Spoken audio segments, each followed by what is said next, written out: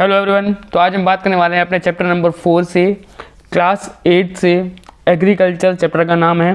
Basically आपको इतना समझ में आना चाहिए कि एग्रीकल्चर इकोनॉमिकली देश के लिए, किसी भी देश के लिए सबसे ज़्यादा इम्पॉर्टेंट रोल प्ले करती है। क्योंकि कुछ कंट्रीज़ ऐसी हैं, मैं बोलता हूँ कुछ कंट्रीज़ को छोड़ दो, बाकी सारी कंट्रियाँ एग्रीकल्चर के ऊपर कहीं ना कहीं डिपेंडेबल हैं। हर देश के अंदर आपको कुछ मात्रा में कुछ ना कुछ लोग आपको दिख ही जाएंगे जो एग्रीकल्चर करते होंगे। अब इंडिया के अंदर एग्रीकल्चर बहुत ज़्यादा इम्पॉर्टेंट है। क्यों? क्योंकि नियरली 2/3 ऑफ द पॉपुलेशन, मतलब इंडिया की पूरी आबादी का 1/3 भी नहीं, 2/3 पॉपुलेशन ऐसी है जो एग्रीकल्चर एक्टिविटीज़ के ऊपर डिपेंड है। पर याद रखना, एग्रीकल्चर एक्टिविटीज़ को हमने 3 प्रकार में डिवाइड किया हुआ है। क्लियर?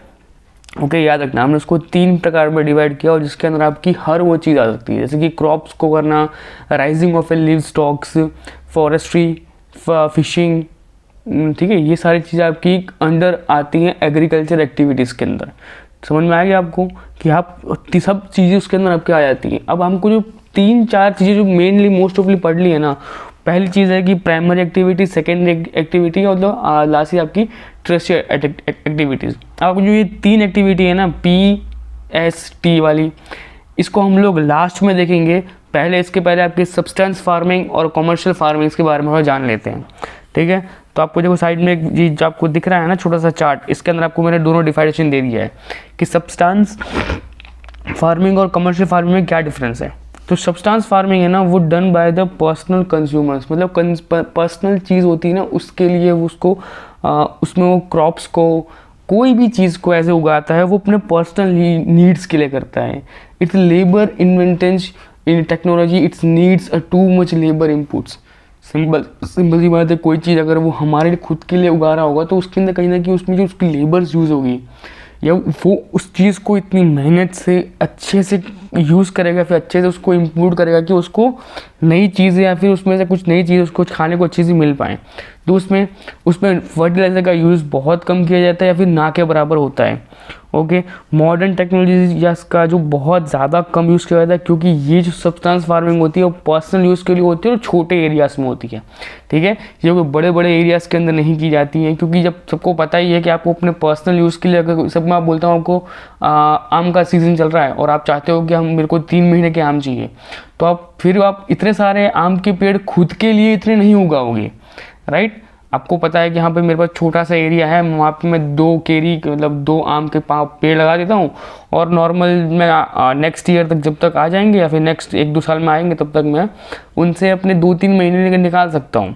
बट आप उनके ऊपर आप लाइफ डिपेंडेबल नहीं कर सकते हो। क्यों? क्योंकि आपने उनको सिर्फ 2 मतलब आपने वहाँ पे आम के 2 पेड़ लगाए हैं जो आपको आजीवन आम तो देंगे बट बेचने के लिए नहीं देंगे, वो आपके पर्सनल यूज़, आपको पर्सनल खाने के लिए देंगे। तो उसे कहेंगे सब्सटेंस फार्मिंग। अब आते हैं हम कमर्शियल फार्मिंग। ठीक है, और उसमें होता क्या है, सिंपल सी बात है, जब फार्मर क्रॉप्स को उगाता है वो उस क्रॉप्स को ट्रेड करता है। क्लियर? सिंपल सी आपको इतना याद रखना है कि सब्सटेंस फार्मिंग पर्सनल फार्मिंग हो गई, क्रॉप्स आई, उसने अपने खुद के पास रखा, जैसे उस क्रॉप्स को उसने बेचना शुरू किया वो सारा का सारा कमर्शियल में आ चुका होगा। क्लियर? ट्रेड्स के अंदर ऑटोमेटिक वो डाइवर्ट हो जाएगा। दूसरी चीज़, केमिकल फर्टिलाइजर का यूज़ सबसे ज़्यादा किया जाएगा। टेक्नोलॉजीज, मॉडर्न टेक्नोलॉजीज का भरपूर उपयोग किया जाएगा, और इसकी जो लैंड एक्विजिशन होगी, कि जितनी ज़मीन पे ये पूरा काम काज चल रहा है वो बहुत लंबी ज़मीन होंगी, मतलब विघे विघे एकड़ एकड़ में इसकी ज़मीनें होंगी। क्लियर? याद रखना, इतनी बड़ी बड़ी ज़मीनें आपको लगती हैं। दूसरी चीज़ कि इसमें लेबर्स की रिक्रूटमेंट या फिर लेबर रिक्वायरमेंट बहुत ज़्यादा होती है। क्यों? क्योंकि आपको सबको पता होगा कि जब आपको बहुत लंबे एरियाज़ के अंदर काम करना होता है तो आपको लेबर्स चाहिए होते हैं। 100 बीघे, 200 बीघे, 1000 बीघा ज़मीन हो तो उसके अंदर आपको लेबर्स चाहिए होंगे, क्योंकि जो आपके लिए काम करेंगे और आपको ईजिली मिल भी जाएंगे। तो ये था आपका सब्सटेंस फार्मिंग और कमर्शियल फार्मिंग। अब बाकी इसके अंदर इतना कुछ इंपॉर्टेंट पॉइंट्स नहीं है, बट आपको जो मेन 3 पॉइंट जो मुझे आपको बताने हैं ना, वो आपके प्राइमरी, सेकेंडरी और टर्शियरी एक्टिविटीज़। अब वो आपको मिलेंगे लास्ट में नीचे। देखो, ये आपको 2 फोटोज़ दिख रहे हैं, ये 2 फोटोज़ भी आपको सब्सटेंस फार्मिंग और कमर्शियल फार्मिंग को डिस्ट्रीब्यूट करते हैं। किस तरीके से? जो आपका जो पहला फोटो है ना, जिसके अंदर जो औरतें जो उगा रही हैं, जो निकाल रही हैं, इसे सब्सटेंस फार्मिंग। ठीक है, कि लोग साथ में काम करते हैं और लिमिटेड चीज़ों के अंदर काम करते हैं, ठीक है। और जो आपकी साइड में दिख रही है ना, इसको मैं कमर्शियल फार्मिंग, कि इसके अंदर आपको देखो मॉडर्न टेक्नोलॉजी का ज़्यादा उपयोग किया गया है, यहाँ पे मॉडर्न टेक्नोलॉजी का उपयोग नहीं किया गया है। तो मतलब कुछ ऐसी आपको मैंने ऐसी एक एग्जाम्पल्स के रूप में फ़ोटोज़ दिखा दिए कि आपको डिफ्रेंशिएट पता चल जाए, कि आपको जब एग्जाम्स में लिखना है ना, तो सब्सटेंस फार्मिंग और कमर्शियल फार्मिंग का डिफरेंस आपको पता हो, ठीक है। आगे बात करते हैं, आपको जो लास्ट पेज पे आना है, आपको लास्ट पेज पे यहाँ एग्जैक्टली ये ओके, ये क्या है आपका, देख के कुछ ना कुछ तो आपको आइडिया आ ही चुका होगा कि आपको 3 चीज़ें पढ़नी है। कौन कौन सी? पहली आपकी है प्राइमरी एक्टिविटीज़, क्लियर। तो आपकी प्राइमरी एक्टिविटीज़ किस में क्या क्या चीज़ें आती हैं? सबसे पहले हंटिंग गैदरिंग आती है, फिर आपकी माइनिंग्स मेथड्स, फैक्ट्रीज़, जितना कुछ आपको अभी सामने दिख रहा है ना एग्रीकल्चर डिपार्टमेंट्स के अंदर, ये सारी की सारी चीज़ें आपकी इंक्लूड होती है प्राइमरी लेवल्स के ऊपर। समझ रहे हो? ये वो सारी चीज़ें हैं जिनके ऊपर आप लिविंग एजेस को जज कर सकते हो कि अगर कोई फार्मर है वो अपनी लाइफ को शुरू करेगा प्राइमरी एक्टिविटीज़ से, तो वो इन चीज़ों तक वो घुस सकता है।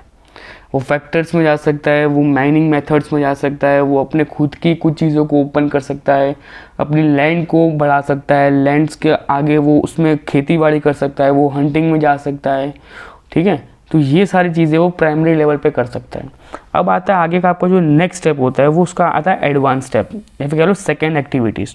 तो सेकेंड एक्टिविटीज़ में क्या होता है, जो बहुत बड़ा चीज़ आती है। अब सेकेंड एक्टिविटीज़ क्या बताएं कि मैन्युफैक्चरिंग, या फिर उसका जो पूरा का पूरा मेन कैरेक्टर है किस तरीके से होता है, कि सबसे पहले तो आपको इसके अंदर बहुत चीज़ें आपको समझ में आनी चाहिए कि इसके अंदर आपको पूरा का पूरा मेन क्राइटेरिया इसके अंदर ऐड हो गया कि सेकेंडरी एक्टिविटी मतलब इनडायरेक्टली सब कुछ, एवरीथिंग।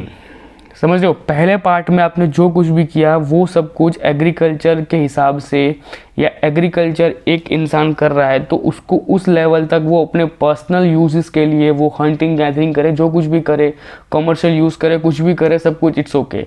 पर जैसे ही वो उस चीज़ों को वहाँ से निकाल के मैन्युफैक्चरिंग में लेके आता है, तो characteristic of the modern large scale industries, जिसमें आपको मशीन्स में, टेक्नोलॉजी में, ओरिजिनल स्ट्रक्चर्स में, access to market, raw material, labours, यहाँ तक पब्लिक तक प्रोवाइड करना पड़ता है। फिर आपका जो पहला होता है वो कौन सा होता है, तो ट्रेडिशनल लार्ज स्केल इंडस्ट्री के अंदर आपको पूरा का पूरा माल आपको वहाँ बेचना पड़ता है, वो आगे जाके चेंज होता है।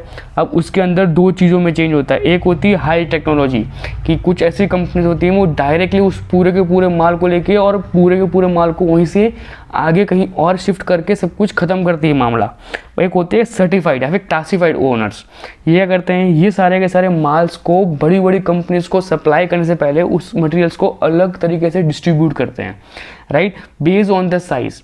अब सपोज कि अगर कोई एक ऐसा इंसान है जो डिस्ट्रीब्यूटर का काम करना चाहता है, तो लार्ज स्केल, स्मॉल स्केल और कॉटेज के लेवल्स के ऊपर उन पूरे माल्स को फार्मर से लेके, जैसे हम कहते हैं कि मार्केटिंग यार्ड होता है हर एक सिटी के अंदर, या फिर कह लो हर एक स्टेट्स के अंदर कहीं ना कहीं मार्केटिंग यार्ड को देखने को मिल जाएंगे। APMC कहते हैं उसको, मार्केटिंग यार्ड्स, ठीक है। अब जो आपको ये मार्केटिंग यार्ड्स है ना, ये आपके क्या करते हैं, फार्मर्स के लिए एक जरिया है कि वो अपनी पूरी की पूरी क्रॉप्स को बेच सकें।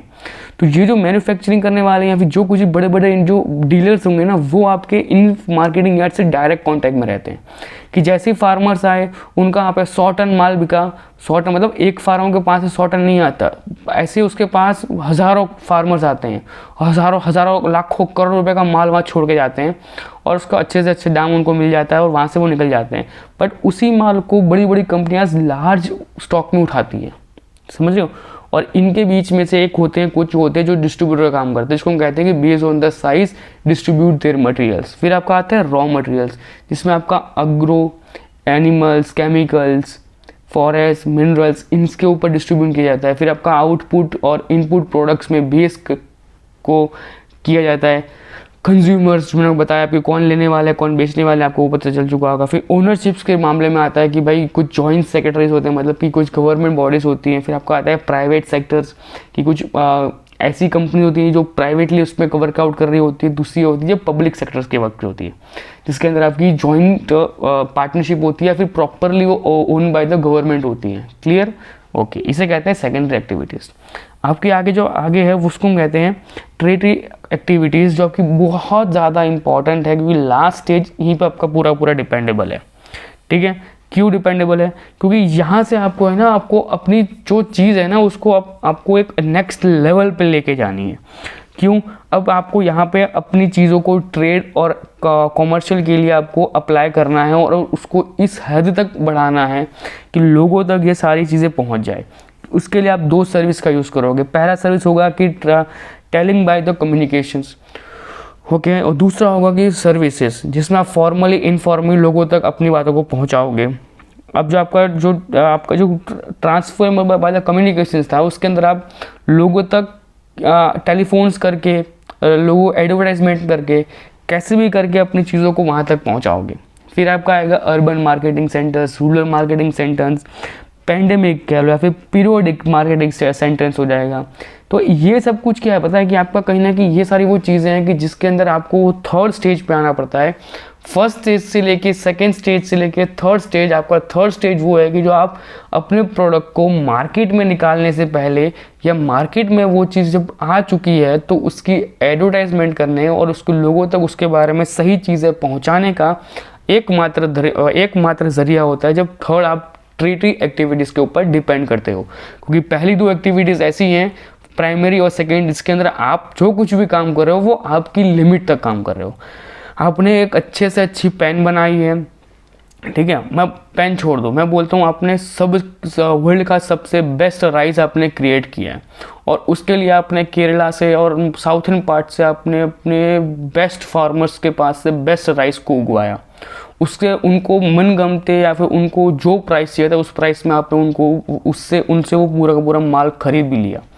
उसको आप मार्केटिंग में लाने से पहले आपने उसमें मैन्युफैक्चरिंग की, अपनी ब्रांडिंग की, उसमें बहुत ज़्यादा टेस्टिंग करवाएं, इस हद तक की क्वालिटी उसमें क्रिएट की कि वो वर्ल्ड के बेस्ट बन चुके हैं। अब वो वर्ल्ड के बेस्ट हैं, वो आपके ऑन पेपर सर्टिफिकेट्स पे हैं, बट उनको पब्लिक तक पहुंचाने के लिए आपको थर्ड एक्टिविटी या फिर कह लो कि ट्रेटरी एक्टिविटीज़ के अंदर आना ही पड़ेगा। क्यों? क्योंकि अब आपको चाहिए कि आप पब्लिक के बीच में आप एक फिगर बनो, आपने जो प्रोडक्ट प्रोड्यूस किया हुआ है उस प्रोडक्ट की कुछ वैल्यू, कुछ मार्केटिंग पब्लिक तक पहुँचे, इसलिए आपको इसके अंदर थर्ड कैटेगरी के अंदर आना ही पड़ता है इन कंपल्सरी। क्लियर? तो ये आपकी तीनों एक्टिविटीज़ कहते हैं हम लोग इसको।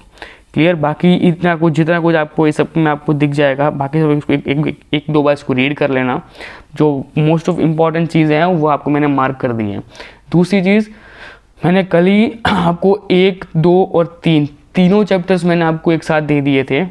क्यों? क्योंकि ज्योग्राफी में आपको क्लास 8 के अंदर सिर्फ आपके 6 चैप्टर्स हैं इम्पॉर्टेंस, ठीक है। उन 6 चैप्टर्स में मैंने सोचा कि 2 दिन में 6 के 6 चैप्टर आपके हो सकते हैं, तो क्यों ना फिर मैं उनको और 6 दिन खींचने से अच्छा है, फिर 12 दिन खींचने से अच्छा है कि मैं उनको, या फिर 3 दिन खींचने से अच्छा है कि मैं उनको 2 दिन में निपटा दूँ या फिर 2 दिन में आपको वो चीज़ प्रोवाइड कर दूँ। ठीक है, तो अगर नहीं देखा है तो चैप्टर नंबर 1, 2, 3 देख लेना।